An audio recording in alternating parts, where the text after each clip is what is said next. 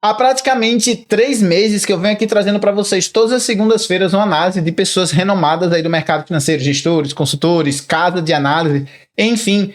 E em sua maioria, praticamente todos acreditam que vai ter uma recessão e os mercados vão cair agora 2023, 2024, que teremos e passaremos por uma crise econômica.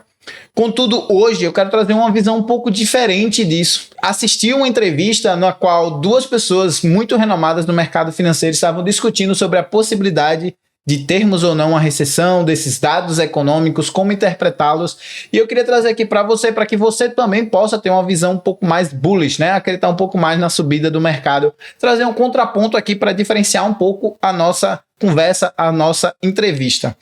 E aí, como sempre, eu trouxe aqui os slides para vocês poderem acompanhar. Vamos lá para os slides para vocês poderem ver. Então, o tema da nossa live de hoje, né, é recessão econômica ou pouso suave. É um debate entre Ed Yardeni, que é esse rapaz aqui que está na foto, e Anna Wong, sobre as principais teses hoje no mercado de capitais. Basicamente, a gente vai discutir aqui um pouco se teremos ou não uma crise no mercado financeiro. Quem são essas pessoas, né?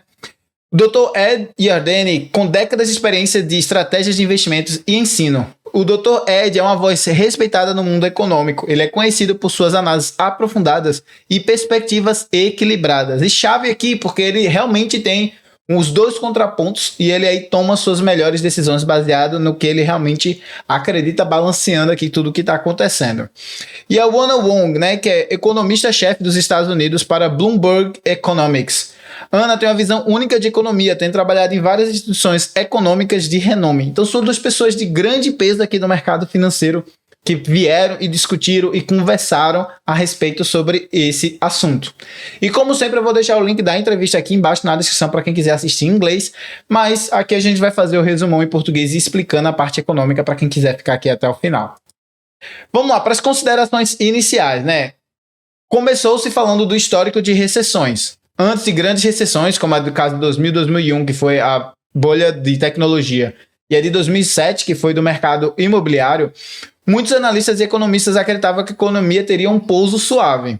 No entanto, essas perspectivas foram contrariadas por eventos inesperados e choques econômicos. E ambos, nesse caso, concordam que a gente está passando por uma crise, de certa forma, só que um deles acredita, no caso o Dr. Ed, acredita que a gente não vai ter uma crise mais pesada, que isso já é a crise, enquanto que a Ana acredita que a gente vai ter problemas superiores, né? Mais problemas, mais crises, mais tretas acontecendo. E aí eles abordam o segundo ponto, né? Que é a questão dos salários e empregos atuais. Atualmente, os salários reais, que são aqueles ajustados pela inflação, estão em níveis recordes, ou seja, estão muito mais altos do que a inflação, indicando que os trabalhadores estão ganhando mais do que nunca. Além disso, as taxas de emprego também estão em níveis elevados, sugerindo que a maioria dos americanos que quer trabalhar tem um emprego. Lá nos Estados Unidos, a taxa de emprego lá está na casa dos 3,8%. Isso é praticamente emprego completo, né? Qualquer pessoa que quiser arrumar um emprego, praticamente, ela vai lá e consegue arrumar um emprego facilmente. E aí, a Ana começa então explicando o seu ponto de uma possível recessão. Primeiro, ela traz aqui a definição de recessão, né? Ana define isso como um período em que a economia enfrenta uma desaceleração rápida e significativa, levando a um aumento acentuado na taxa de desemprego. E por que ela está trazendo essa visão aqui? Porque nos livros que a gente vai pesquisar, que vai estudar sobre economia, sobre finanças, e vai pesquisar a definição de o que é uma recessão, eles vão dizer para vocês que é a desaceleração do PIB por 2 trimestres consecutivos, que basicamente significa quando o PIB não consegue se expandir, que é quando ele entra em território negativo. Por exemplo, o que aconteceu com a Alemanha agora em 2022-23, o que aconteceu nos Estados Unidos no primeiro semestre do ano passado. Enfim, essa é a visão do textbook, né? Do livro, da parte teórica. Mas na prática, existem órgãos responsáveis que ficam fazendo essas análises, cada um no seu país, né? Fazem essa análise para definir se está ou não em uma recessão naquele país. E aí ela está trazendo meio que uma visão parecida com o que aqui essa galera utiliza, né? Que é analisar a parte de emprego e desaceleração econômica significativa. Não é simplesmente alguns empregos que foram perdidos aqui e ali e tal. É uma quebra de uma aceleração econômica realmente feita, né? É uma quebra do padrão econômico que o país está vivendo.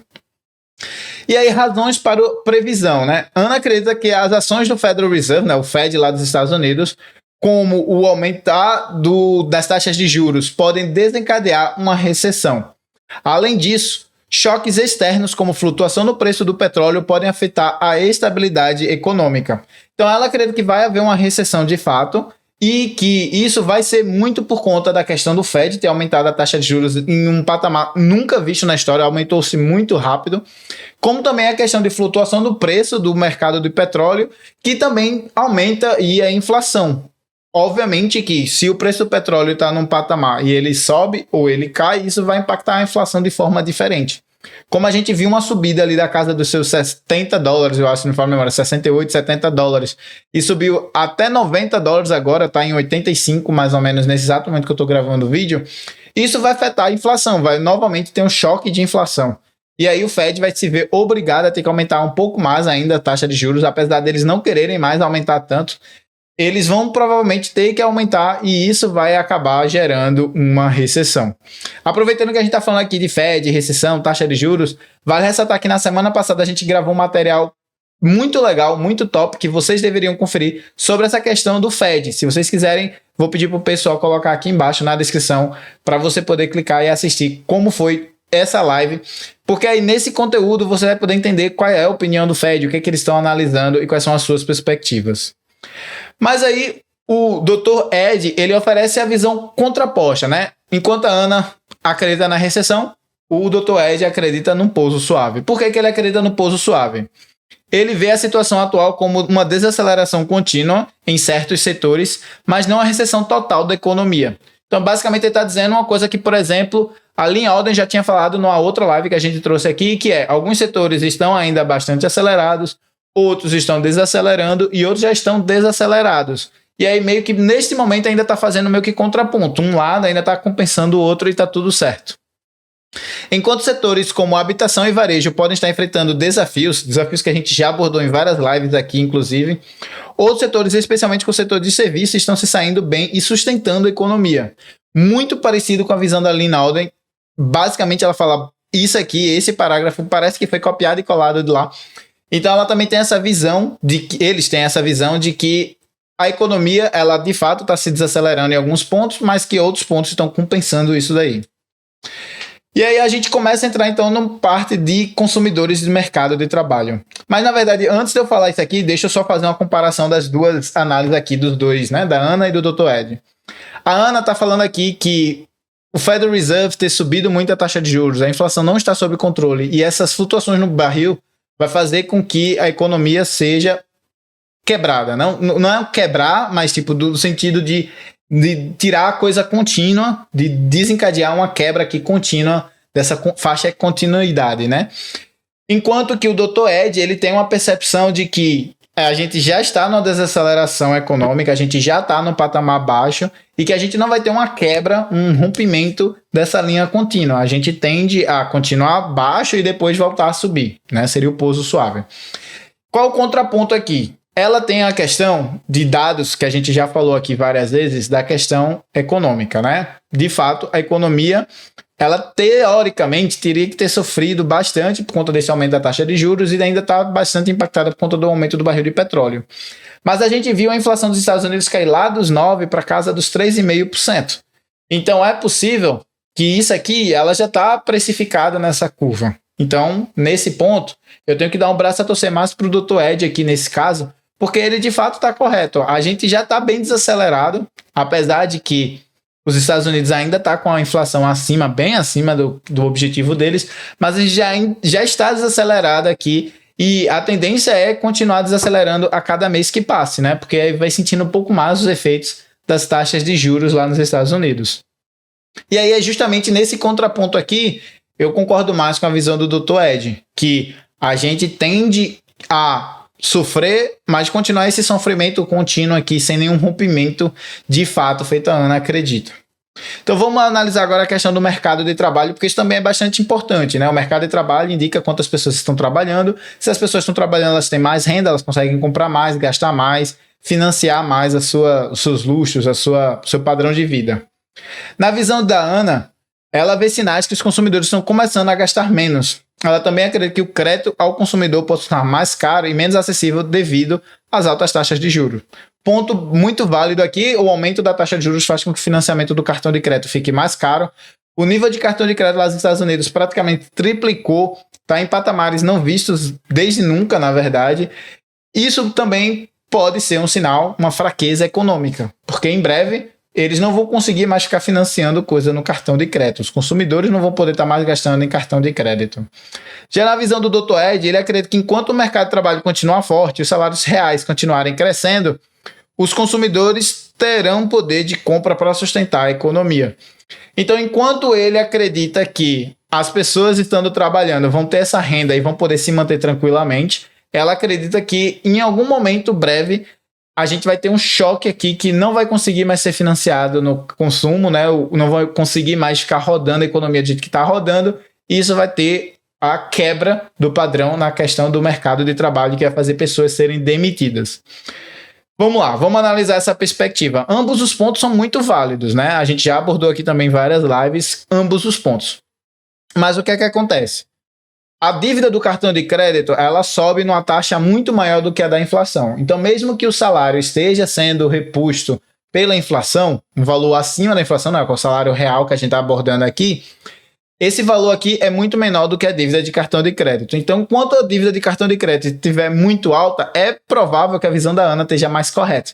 Que, em algum momento, os cartões de crédito, as empresas de cartão de crédito não vão mais conseguir repassar, ficar refinanciando isso tudo no cartão, e o consumidor vai acabar sofrendo e impactando o seu gasto econômico, o seu estilo de vida, o seu padrão de vida vai acabar sendo muito afetado, o que obviamente levaria a uma redução na economia, na aceleração da economia um pouco mais forte, e isso obviamente afetaria o mercado de trabalho. As pessoas estão sendo contratadas porque está bastante aquecido, muita gente procurando.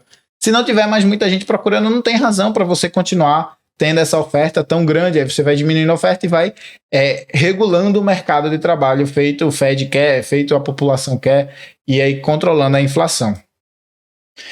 Falando agora da parte do mercado de ações lá dos Estados Unidos, na perspectiva geral, estava se discutindo com relação aos mercados de ações, que são muito sensíveis a incertezas, e isso gera a volatilidade que acaba fazendo com que o mercado ou suba ou caia.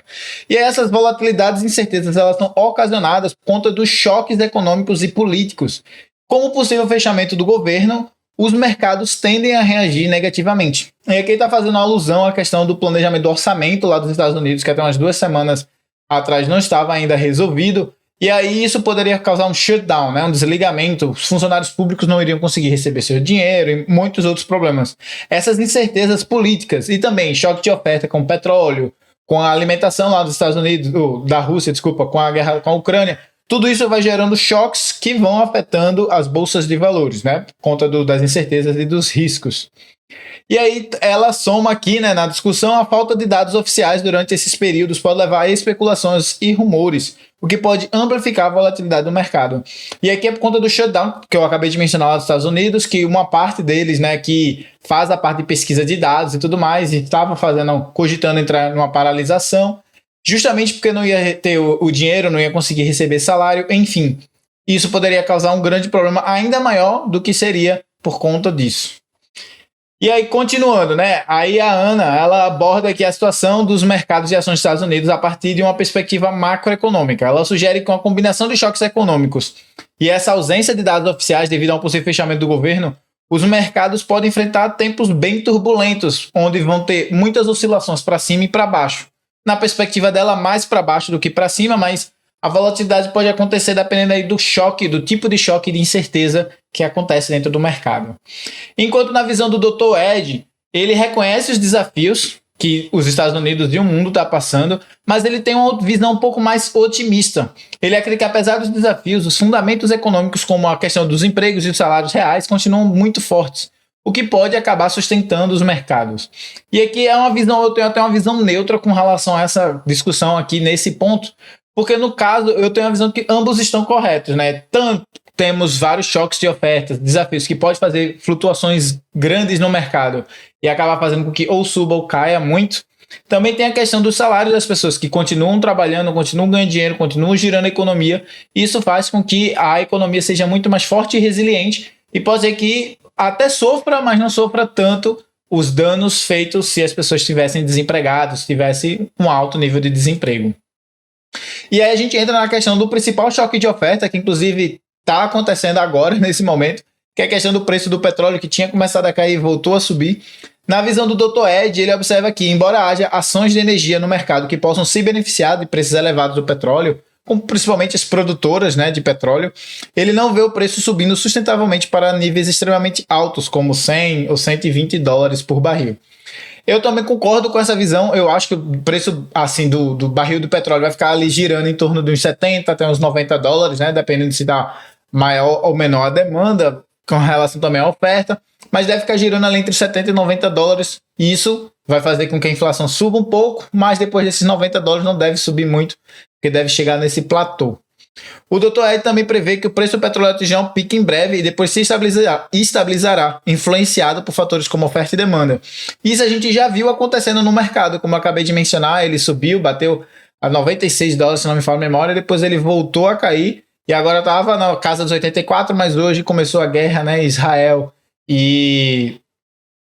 foi atacada e aí isso vai afetar o preço do barril do petróleo também. Vamos em relação à questão de produtividade, né? A discussão geral que eles tiveram. A produtividade é uma métrica crucial para avaliar o desempenho econômico de um país. Na verdade, esse é o principal dado econômico, é o dado de produtividade. Tudo que a gente calcula na economia é para medir o quanto essa produtividade está nesse momento, se ela está aumentando ou diminuindo e como é que a gente pode fazer para aumentar mais. Refere-se à eficiência com os que os recursos são utilizados para produzir bens e serviços, né? Então, quando a gente mede a produtividade, a gente quer saber se os recursos que a gente está extraindo da natureza estão ou não sendo bem utilizados, se tem formas de melhorar esse uso. Um aumento na produtividade pode levar a um crescimento econômico mais robusto, com melhores salários e uma melhoria geral no padrão de vida das pessoas, o que faria com que a economia não sofresse tanto, a visão um pouco mais otimista. Agora, uma redução na produtividade faz com que as pessoas acabem precisando trabalhar mais horas para manter o mesmo nível de crescimento. Se isso não acontece, é possível que a gente venha a ver uma redução, uma queda nos salários e também no estilo de padrão de vida das pessoas. E aí na visão da Ana, né? Ana expressa preocupações sobre a trajetória da produtividade. Ela questiona se estamos à beira de um aumento semelhante ao de 95, quando a produtividade começou a crescer significativamente, levando a uma economia mais robusta. Ela também menciona a falta de evidências claras de que a inteligência artificial, né, IA, esteja impulsionando a produtividade dos trabalhadores de escritório. Isso é uma discussão que está muito ampla, que na verdade a inteligência artificial pode ser que beneficie alguns setores específicos, mas de maneira geral não tem ainda evidências de que ela vai contribuir com a eficiência, a produtividade dos trabalhadores. Além disso, Ana vê desafios geopolíticos e a tendência de trabalho remoto como possíveis obstáculos ao crescimento da produtividade. É que ela já está fazendo alusão ao movimento que a gente viu, principalmente depois da pandemia, onde mais pessoas começaram a trabalhar de casa e que, pelos dados, mostra que as pessoas são menos produtivas quando elas estão trabalhando de casa. Ela sugere que o fenômeno do trabalho remoto, que veio para ficar, pode ter um impacto negativo na eficiência e produtividade dos trabalhadores, né, que foi o que eu acabei de explicar. Já na visão do Dr. Ed, né, ele é mais otimista sobre a situação da produtividade. Ele acredita que a produtividade está fazendo um retorno significativo e que isso terá um impacto positivo na economia. Na verdade, a economia ela estava produtiva, chegou num platô e meio que ela começou a cair e aí agora a gente está vendo se ela volta a subir ou se ela não volta a subir. Ele destaca o aumento dos salários reais desde o início do ano como indicador de que a produtividade está melhorando. E isso é um dado que a gente tem aqui, quem estuda economia conhece bem esse dado, de que salário dos funcionários está diretamente correlacionado com a produtividade da empresa. Quanto mais a empresa produz, mais ela paga de salário. Então, se os salários estão subindo, é porque, em tese, as pessoas estão produzindo mais, e isso é um forte indicador de melhoria de produtividade. Agora, pode ser que o aumento do salário ela esteja muito ligado à questão do desemprego. Poucas pessoas desempregadas faz com que haja uma pressão muito grande sobre os contratadores, né, sobre as pessoas que estão empregando, para que elas aumentem o salário para poder manter o funcionário, né? Então, não necessariamente isso aqui é um dado de produtividade feito o Dr. Ed está mostrando aqui para gente. Salários reais em alta são geralmente um sinal de que os trabalhadores estão se tornando mais produtivos, como eu acabei de explicar aqui, está correlacionado, né, o aumento do salário com a produtividade do funcionário, da empresa, desculpa. O Dr. Ed também sugere que a inovação e a tecnologia, incluindo a inteligência artificial, podem desempenhar um papel crucial no impulso à produtividade nos próximos anos. E sim, apesar da gente ainda não saber os reais impactos da inteligência artificial, o que é que ela vai trazer em termos de eficiência, de produtividade, de melhoria, é inegável que existe uma chance muito forte, muito clara de que isso venha acontecer. Então, nesse ponto, a gente não tem como discutir muito, porque a gente precisa esperar os anos se passarem, as pessoas começarem a utilizar essa inteligência artificial para cada vez mais funções, para de fato a gente conseguir chegar numa conclusão sobre esse ponto, se conseguiu ou não melhorar a produtividade e eficiência da população. E aí, com relação à inflação, né, a discussão geral. A inflação refere-se ao aumento geral dos preços ao longo do tempo. Uma taxa moderada de inflação é geralmente vista como um sinal de que a economia está saudável, está robusta. Mas a inflação excessiva ou descontrolada pode ter consequências negativas, como a erosão do poder de compra da população. E isso faz com que a população fique cada vez mais pobre e, portanto, ela precise trabalhar mais, ela precise voltar a fazer mais trabalhos, ela precise se esforçar mais para poder conseguir ganhar aquele dinheiro ali e até mesmo se endividar no cartão de crédito. Porque já que ela está comprando menos para manter aquele estilo de vida, ela acaba gastando do seu cartão de crédito para poder se financiar. Então, com relação à inflação, a gente sabe que a inflação nos Estados Unidos estava bem alta, né? 9,1%, caiu, agora está em torno de 3,8%, 3,9%. E aí se manteve praticamente estável aí nesses últimos 2-3 meses. Então, a inflação ainda está bem acima da meta. Mas qual a visão da Ana com relação à questão da inflação? Ana observa uma tendência subjacente de desinflação, sugerindo que a economia pode estar se enfraquecendo. O aumento da taxa de juros finalmente está começando a fazer os efeitos desejados, fazendo com que a economia se desaqueça e, portanto, a inflação volte para dentro da meta. Ela questiona a relação entre a desinflação e o aumento das margens corporativas, indicando que pode haver inconsistências nas previsões do mercado. O mercado está precificando um aumento de produtividade, um aumento de ganho nas margens das empresas trimestre a trimestre. Contudo, com relação a isso, ela acha que isso não vai acabar acontecendo por conta desse processo de desinflação que está acontecendo no mercado e que o mercado pode acabar se frustrando. A economia está passando por um processo que vai acabar trazendo uma notícia negativa para dentro das empresas. Então, pode ser que a gente venha a ver quedas significativas na Bolsa de Valores por conta disso aqui, apenas, única e exclusivamente, sem necessariamente ser uma crise, um problema. Só esse ponto aqui já é uma possibilidade da Bolsa de Valores realmente cair. Ela também destaca que, historicamente, momentos de otimismo sobre a economia muitas vezes precedem recessões.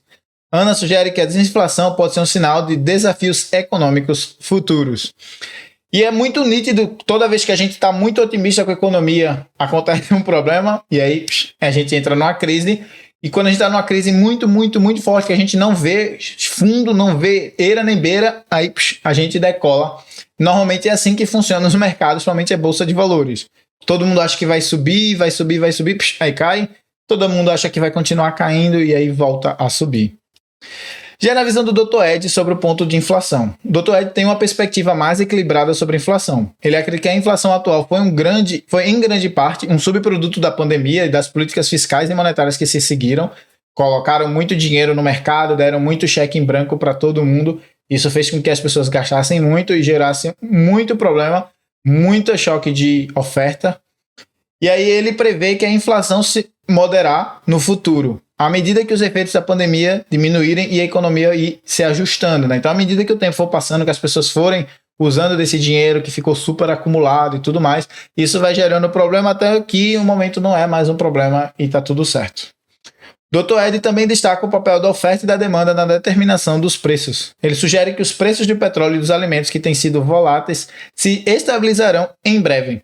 E se a gente de fato vê uma estabilização, a tendência é que a inflação não suba mais. E aí, depois de um tempo, né, a tendência é que com mais oferta que for chegando no mercado, o preço volte a cair, gerando uma desinflação e, portanto, voltando para dentro da meta. E aí, uma sumária aqui da entrevista, né? Consumidores e mercado de trabalho.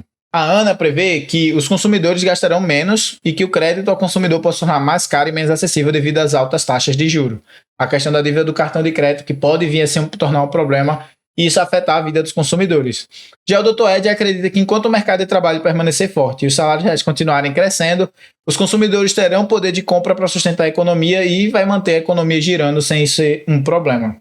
Já no mercado de ações lá dos Estados Unidos, existe uma vulnerabilidade muito grande à incerteza e volatilidade, fazendo com que os preços flutuem bastante, e também preocupações com a falta de dados econômicos oficiais caso houvesse o shutdown. Como o shutdown já foi corresolvido pelo menos nos próximos 45 dias, isso já não é mais uma preocupação, mas depois desses 45 dias voltaremos a essa discussão continuamente.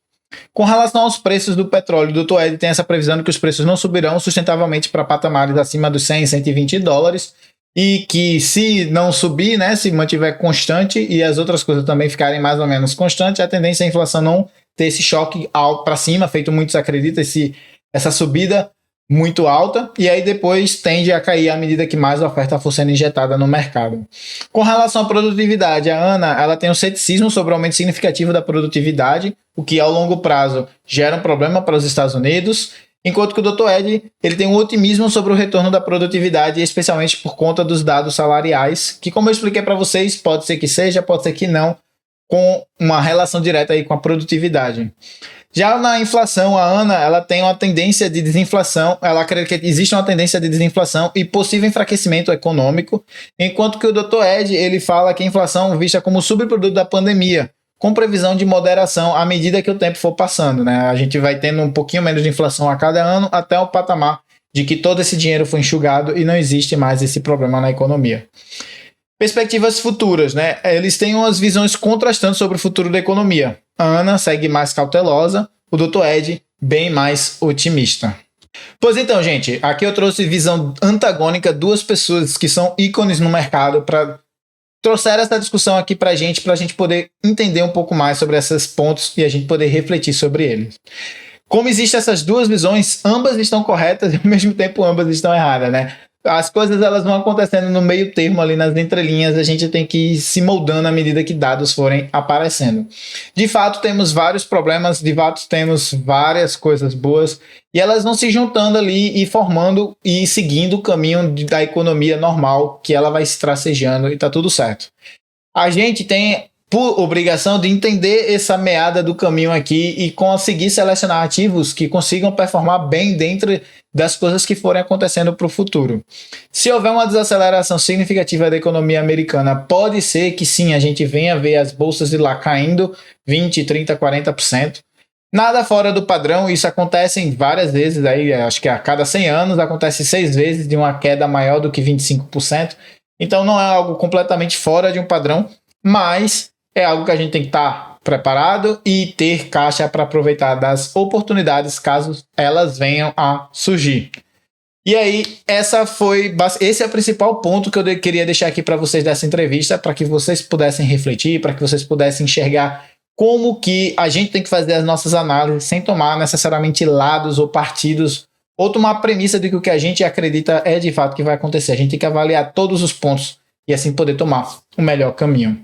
Pois bem, eu vou ficando hoje por aqui. Agradeço a participação e presença de todos vocês. Peço, se vocês gostaram do conteúdo, que deixe o like aqui embaixo e já se inscreva aqui no canal para poder continuar acompanhando o nosso conteúdo. E deixe como recomendação esse vídeo que está aí na tela, que foi escolhido especialmente pelo YouTube para você.